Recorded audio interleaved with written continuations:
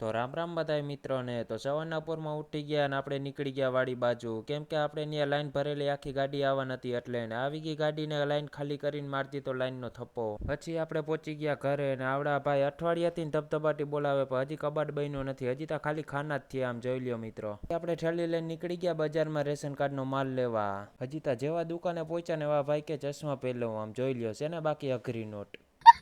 પછી હું ઠપકાર દીધો અંગૂઠો ને લઈ લીધો બધો માલ ને નીકળી ગયા ઘર બાજુ ને ઘરે પહોંચીને કરી લીધો નાસ્તો કરીને અંબે નીકળી ગયા કલ્યાણપુર બાજુ ને આવી ગયા દુકાને, કેમ કે આપણે થોડીક વસ્તુ લેવા નથી, એટલે ને વસ્તુ લઈને પાછા નીકળી ગયા. ભાઈને તોલો હોરાવા નતો એટલે વાળ કપાવા ટાણે તે ફોન નથી મેકતા. પછી જો જરીક મશીન આડું હવરું થઈ ગયું તો પછી બજારમાં નીકળવા જેવું નહીં રહ્યો મારો ભાઈ.